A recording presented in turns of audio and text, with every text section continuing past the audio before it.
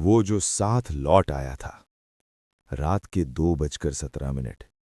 अगर आप इस वक्त अकेले हैं तो मेरी एक सलाह है, लाइट बंद मत करना, क्योंकि जो कहानी मैं आपको बताने जा रहा हूं वो सिर्फ सुनने के लिए नहीं है, वो महसूस करने के लिए है। ये बात है जुलाई 2018 की। वो रात जब एक ऐसा इंसान जो भूतों को नाम से बुलाता था, खुद डर के मारे अपनी परछाई से नजरें नहीं मिला पाया। उस इंसान का नाम था आर्यन मल्होत्रा। और ये कहानी है उसके आखिरी केस की, जिसके बाद उसके कमरे में आज भी रात को किसी के चलने की आवाज आती है। आर्यन को पैरानॉर्मल दुनिया में एक बात के लिए जाना जाता था, अगर कोई चीज खुद को छुपा रही है तो वो भूत नहीं होती, वो शिकारी होती है। उस रात उसे एक कॉल आया। कॉल करने वाले ने अपना नाम नहीं बताया, बस इतना कहा, वो आपको देख रही हैं और वो जानती हैं कि आप आने वाले हो। Phone cut.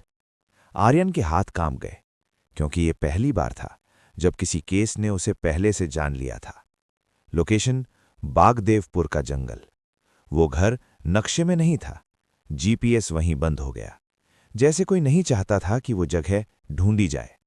घर के अंदर कोई पूजा का सामान नहीं था, कोई तस्वीरें नहीं थी, कोई आईना नहीं था। और ये बात बहुत गलत थी, क्योंकि जहां आईना नहीं होता वहां अक्सर कोई और देख रहा होता है। लड़की जमीन पर बैठी थी, पीठ दरवाजे की तरफ, बाल फर्श तक। आर्यन ने नाम लिया। सुन रही हो?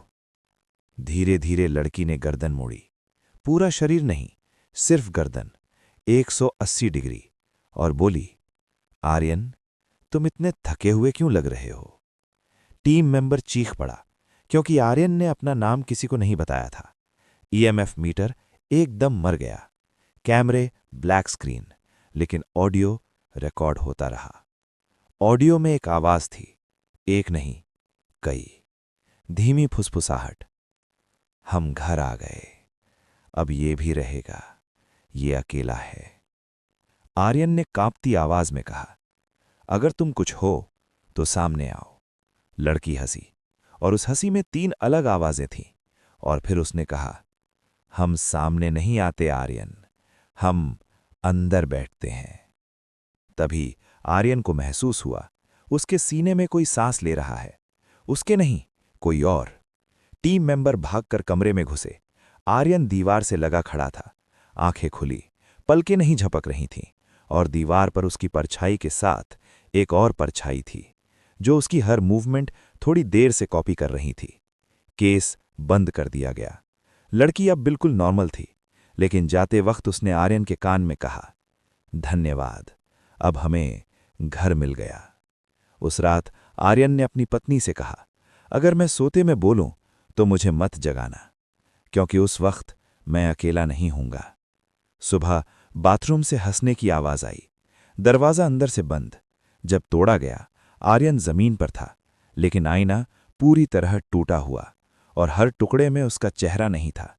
पोस्टमार्टम रिपोर्ट सेल्फ इन्फ्लिक्टेड, लेकिन डॉक्टर ने लिखा, मौत से पहले हार्ट रेट नॉर्मल था, जैसे शरीर को डर ही नहीं लगा।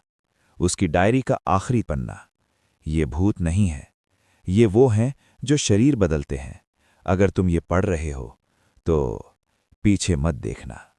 और गाइज, अगर अभी आपको अपने पीछे हल्की सी हरकत महसूस हो रही है तो शायद ये कहानी अभी खत्म नहीं